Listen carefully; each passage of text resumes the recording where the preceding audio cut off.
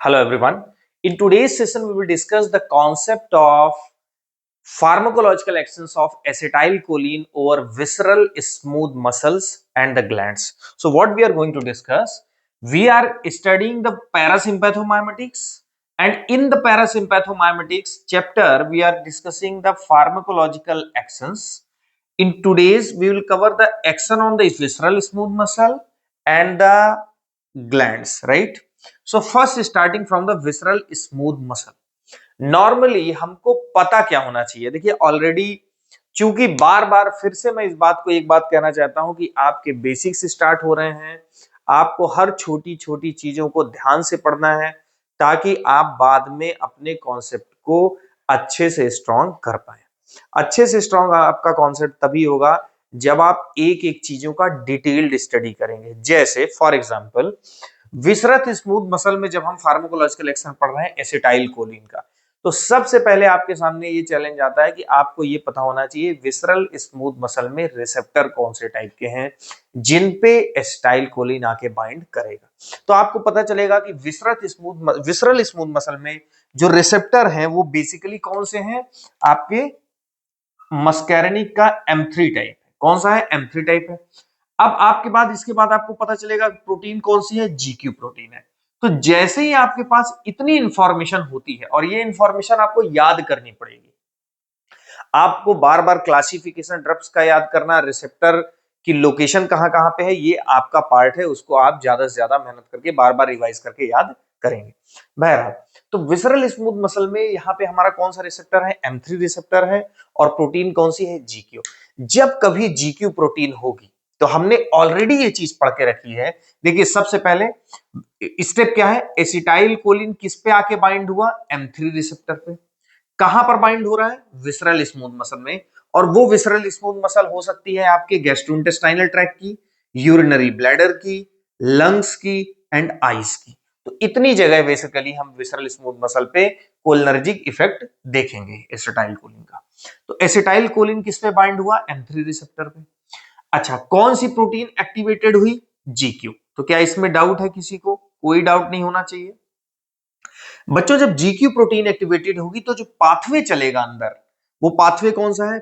PIP2, IP3 and diacyl glycerol pathway. IP3 जब कभी cell के अंदर ज्यादा होगा तो किसका लेवल ये इंक्रीज करेगा? कैल्शियम का। और कैल्शियम किस प्रोटीन से जाके बाइंड होती है? कैल्शियम बाइंड होती है, प्लस का साइन इंडिकेट कर रहा है बाइंडिंग को, किससे? कॉल्मोड्यूलिन से। किससे बाइंड होती है? कॉल्मोड्यूलिन। तो जितना ज्यादा acetyl choline muscarinic receptor M3 से विसरल मसल में बेसिकली बाइंड होगा, there will be more and more accumulation of calcium inside, and the more accumulated calcium will bind to the colmogulin, and colmogulin and the calcium complex is responsible for activating the myosin light chain kinase। ये किस enzyme को activate करेगा? myosin light chain kinase, and the myosin light chain kinase is responsible for the phosphorylating of myosin light chain। Means MLCK is an enzyme. Once it is activated, it phosphorylates the myosin light chain, and the phosphorylated myosin light chain is responsible for what? Contraction। Responsible for what? Contraction. तो contraction आपका हुआ, ultimately आपने देखा कि visceral smooth muscle में आपका M3 receptor के through contraction होने वाला है। जब आप इवैल्यूएशन सीट में आप लिखेंगे तब तो आपको ये डिटेल लिखना पड़ेगा किस तरीके से इसकी मॉलिक्यूलर मैकेनिज्म है। अदरवाइज बेसिक अगर बच्चा ये आइडिया लगाए M3 receptor GQ protein overall calcium का एक्यूमुलेशन होगा तो नो डाउट कॉन्ट्रैक्शन होगा।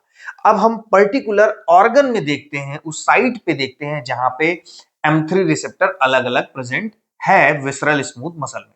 तो GIT की अगर हम बात करें, देखिए बच्चों GIT में गैस्ट्रोइंटेस्टाइनल ट्रैक्ट, सपोज करिए ये आपका क्या है, ये आपका GIT गैस्ट्रोइंटेस्टाइनल ट्रैक्ट है, इस तरीके से ये राइट। अब GIT में बेसिकली यहां पे ये जो लाइनिंग है, वॉल है, इसकी जो स्मूथ मसल है, यहां पे क्या बोला गया, कौन सा रिसेप्टर है? M3। अब सेम मोलिकुलर मैकेनिज्म होगी हर जगह, चाहे वो कोई सा भी पार्ट हो, यूरिनरी ब्लैडर हो, लंग्स हो, आईज हो, जीआईटी हो। ओवरऑल क्या होने वाला है? कॉन्ट्रैक्शन। अब जब बच्चों आपको पता होना चाहिए, जब यहां पे कॉन्ट्रैक्शन इंक्रीज होगा, ये कॉन्ट्रैक्शन इंक्रीज होगा, तो पेरिस्टाल्टिक मूवमेंट जो है वो भी क्या होगा? इंक्रीज होगा। और बेसिकली जितना ज्यादा पेरिस्टाल्टिक मूवमेंट होगा, जितना ज्यादा यहां पे पेरिस्टाल्टिक मूवमेंट होगा, उतना यहां पे क्या होगा? इवैक्यूएशन ऑफ बाउल होगा, मतलब बावल के निकलने के चांसेस भी उतना ज्यादा होंगे। तो ओवरऑल अगर मैं बोलूं कि एसिटाइल कोलिन गैस्ट्रोइंटेस्टाइनल ट्रैक में क्या इफेक्ट देता है, तो आपका आंसर होगा कि acetyl choline is responsible for increasing the peristaltic movement by increasing the contraction of the smooth muscle of the GIT. तो एक आपका ये पार्ट क्लियर है, राइट? नेक्स्ट नेक्स्ट हम बात करते हैं बेसिकली, अब देखिए जीआईटी का मूवमेंट अगर बहुत ज्यादा हो जाए तो नो डाउट है कि इसके चांसेस हैं डायरिया के। तो कई बार high dose of acetylcholine is responsible for diarrhoea as well. Urinary bladder, तो यूरिनरी ब्लैडर को आप इस तरीके से समझिए, ये आपका यूरिनरी ब्लैडर है, राइट? ये आपका यूरिनरी ब्लैडर है। इसको थोड़ा और अच्छे से बना लेते हैं। So this is urinary bladder. अब बेसिकली क्या है, ऊपर की जो मसल है बच्चों वो है डेट्रूशर। कौन सी मसल है? डेट्रूशर। और नीचे की ये जो मसल है दिस इज ट्राइगोन। ये क्या है? ट्राइगोन। एसिड जो पैरासिम्पैथेटिक नर्व की सप्लाई होती है, मींस जो एसिटाइल कोलिन के M3 रिसेप्टर होते हैं, वो बेसिकली कहां पे प्रेजेंट होते हैं? इस डेट्रूशर मसल में। कहां पे प्रेजेंट होते हैं? इस डेट्रूशर मसल में, इसमें। नीचे आपका कौन सा? ट्राइगोन है। ओवरऑल एक किसका स्ट्रक्चर है? यूरिनरी ब्लैडर का। तो बच्चों बेसिकली होता क्या है, यहां पे M3 रिसेप्टर है। अब ओवरऑल जब एसिटाइल कोलिन इस पे आके बाइंड करेगा तो इस स्मूथ मसल में बेसिकली क्या होगा? कॉन्ट्रैक्शन। और जब कॉन्ट्रैक्शन होगा तो जो यहां पे वॉल्यूम ऑफ यूरिन फिल्ड है वो एक्सक्रीट आउट होगी। मींस अगर मैं बोलूं कि क्या acetyl choline widening of urinary bladder करता है, वाइडनिंग मींस खाली करना, वाइडनिंग ऑफ यूरिनरी ब्लैडर करता है, तो क्या ये करेक्ट है? यस। तो अब आपका क्वेश्चन आता है कि यूरिनरी ब्लैडर से यूरिनरी एक्सक्रीशन को एसिटाइल कोलिन क्या करता है? प्रमोट करता है। क्या करता है? प्रमोट करता है। और अगर आपकी बॉडी में किसी भी वजह से, कोई भी पैथोलॉजिकल स्टेट की वजह से अगर एसिटाइल कोलिन का लेवल बढ़ा हुआ होता है, या पैरासिम्पैथोमाइमेटिक या पैरासिम्पैथेटिक सिस्टम हाइपर एक्टिवेटेड होता है, तो आपको क्या होगा? इसको हम बोलते हैं ओवर एक्टिव ब्लैडर। क्या बोलते हैं? Over active bladder. उस स्टेट को क्या बोलते हैं? ओवर एक्टिव ब्लैडर होगा उस समय। और तो ओवरऑल बेसिकली यूरिनरी ब्लैडर से वाइडनिंग ऑफ यूरिनरी ब्लैडर को क्या करता है? एसिटाइल कोलिन प्रमोट करता है। तो ये भी आपका अच्छा, यहां पे एग्जैक्टली किस मसल में कॉन्ट्रैक्ट करता है? डेट्रूशर मसल में, राइट? तो आपका ये कॉन्सेप्ट यहां से क्लियर हो गया कि यूरिनरी ब्लैडर से बेसिकली ये क्या कर रहा है? Increased widening of urine, right? तो ये बहुत। लंग्स में अगर हम बात करें बच्चों तो बहुत आसान है। लंग्स में बेसिकली आपका जैसे ओवरऑल इस तरीके से समझ सकते हैं, आपकी ये क्या हुई, जैसे ये आपका क्या हो गया, लंग्स की ये ब्रोंकस या ब्रोंकियल, जो यहाँ पे जो स्मूथ मसल है इस लाइनिंग में, उसमें भी जब कॉन्ट्रैक्शन होगा तो बेसिकली जब यहाँ पे लंग्स में कॉन्ट्रैक्शन, इस ब्रोंकियोल में कॉन्ट्रैक्शन होगा, तो ओवरऑल आपको क्या एयर पैसेज में एयर फ्लो प्रॉपरली हो पाएगा? नहीं हो पाएगा। जब आपका लंग्स में प्रेजेंट स्मूथ मसल कॉन्ट्रैक्ट होंगी तो जो ब्रोंकस का डायामीटर है वो और क्या होगा? नैरो होगा। तो जब नैरो होगा तो क्या एयर पैसेज आसानी से हो पाएगा? नो। जब एयर पैसेज नहीं हो पाएगा तो इट मींस देयर में B chances of asthmatic attack. तो आपको एक चीज ये भी समझ में आ रही होगी कि हम सपोज करिए कि कोई अस्थमैटिक इंडिविजुअल है, तो क्या हम उसको एसिटाइल कोलिन प्रिस्क्राइब करेंगे? बिल्कुल नहीं करेंगे, क्योंकि ऑलरेडी अस्थमैटिक इंडिविजुअल में ब्रोंको कॉन्स्ट्रिक्शन का प्रॉब्लम होता है, एयर पैसेज का प्रॉब्लम होता है। अगर आप एसिटाइल कोलिन देंगे जो कि विसरल स्मूथ मसल को कॉन्ट्रैक्ट करके और वर्सनिंग कर देगी, उस चीज को वर्स कर देगी, तो ओवरऑल आपको अस्थमैटिक अटैक आने के चांसेस ज्यादा होंगे। इसीलिए हम एंटीकोलिनर्जिक ड्रग, मींस जो एसिटाइल कोलिन के एक्शन को कम करे, एंटीकोलिनर्जिक ड्रग का यूज हम कहां करते हैं? अस्थमा में करते हैं। तो ओवरऑल यहां से क्या समझ में आई, ब्रोंको कॉन्स्ट्रिक्शन, राइट। आइज के केस में हम बात करें तो आइज में बच्चों इस तरीके से समझना होगा, देखिए ये आपकी प्यूपिल है, इसको आप डायग्राम से इस तरह समझिए, और प्यूपिल के बाद बेसिकली यहां पे आपका ये क्या है, ये सर्कुलर मसल है आइरिस की, ये सर्कुलर मसल है, और इस तरीके से ये आपकी रेडियल मसल है, ये रेडियल रेड कलर से रेडियल मसल है और ब्लू कलर से सर्कुलर मसल है, और ये आपकी बीच में ब्लैक कलर में क्या है, प्यूपिल है। तो बच्चों आइज के केस में ये एसिटाइलकोलिन प्यूपिल को डायलेट करता है या प्यूपिल को कॉन्स्ट्रिक्ट करता है, वो आप कैसे समझेंगे। देखिए बेसिकली जो पैरासिम्पैथेटिक इनर्वेशन होता है, नर्व जो होती हैं वो किसमें प्रेजेंट होती है, इस सर्कुलर में। तो सबसे पहले आपको अंडरस्टैंडिंग ये रखनी है कि रेडियल पे इसका कोई रोल नहीं है एसिटाइलकोलिन का, इस पे किसका रोल है, सर्कुलर सर्कुलर मसल पे किसका, एसिटाइलकोलिन का। तो आपके सर्कुलर मसल को बेसिकली ये क्या कर रही हैं, कॉन्ट्रैक्ट कर रही हैं, ये कहीं पे भी ओवरऑल कर, देखो मॉलिक्यूलर मैकेनिज्म यही है, मींस ओवरऑल अल्टीमेटली क्या होगा, कॉन्ट्रैक्शन। तो बच्चों आप खुद देखिए कि अगर ये सर्कुलर मसल है, अगर ये कॉन्ट्रैक्ट, कोई सर्कुलर मसल इस तरीके से है, अगर वो कॉन्ट्रैक्ट करेगी इस तरीके से, तो जो इनर जो डायमीटर है अंदर बीच में जो सेंट्रल स्पेस है, मींस प्यूपिल है, उसका साइज क्या होगा, कम होगा।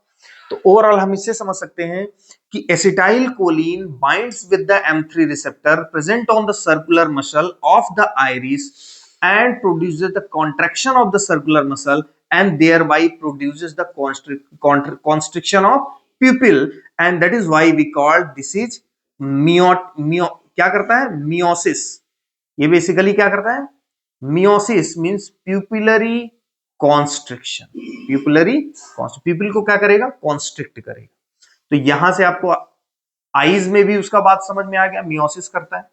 तो ये आपको देखो विसरल स्मूथ मसल का समझ में आ गया, ये इसकी मॉलिक्यूलर मैकेनिज्म, किस तरीके से आपने कोरिलेट इसको क्लिनिकली किया।